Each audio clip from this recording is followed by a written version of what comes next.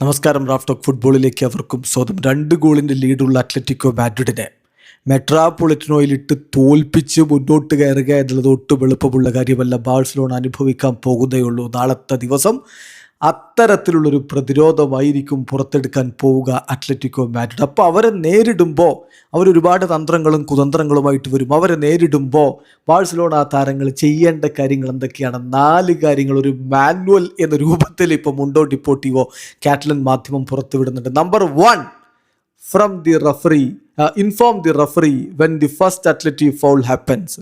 ആദ്യത്തെ foul Atletico Madrid ചെയ്യുമ്പോൾ തന്നെ റഫറി അത് അറിയിക്കണം ബാഴ്സ താരങ്ങൾ. കാരണം റഫറീസ് ഒരിക്കലും ആദ്യ ഫൗളിന് യെല്ലോ കാർഡ് കൊടുക്കില്ല.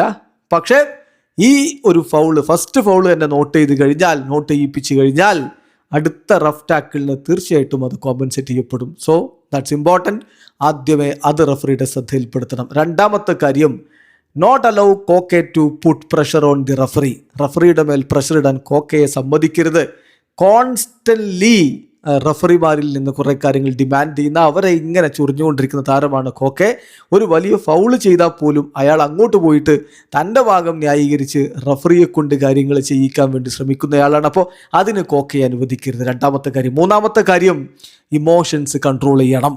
ഇമോഷൻസ് കൺട്രോൾ ചെയ്യുക. ആവശ്യമില്ലാത്ത പിടിവലികളിലേക്ക് പോകരുത്. ഒരു ചെറിയ പുഷ് കൊടുത്താൽ പോലും അത്ലറ്റിക്കോ മാഡ്രിഡ് താരം താഴെ വീഴും, ഡൈവ് ചെയ്യും. എന്നിട്ട് അത് കാർഡിലേക്ക് ഒരു പക്ഷേ വഴി വെച്ചേക്കും. അല്ലെങ്കിൽ ടൈം വേസ്റ്റിങ്ങിന് അവരത് ഒരു മാർഗമായിട്ട് ഉപയോഗപ്പെടുത്തും. അതുകൊണ്ട് ബാഴ്സ താരങ്ങൾ ഇമോഷൻസ് കൺട്രോൾ ചെയ്യണം. നാലാമത്തെ കാര്യം, a plan to force a war check if things come to worse. കാര്യങ്ങൾ വേഴ്സ് ആവുകയാണെങ്കിൽ ഫോഴ്സ് ചെയ്ത് പ്രഷർ ചെയ്ത് വാർ ചെക്കിനുള്ളൊരു സമ്മർദ്ദം ഇടണം. കാരണം ഒരിക്കലും ഓൺഫീൽഡ് റെഫറീസിനെ കംപ്ലീറ്റ്ലി വിശ്വസിക്കണ്ട.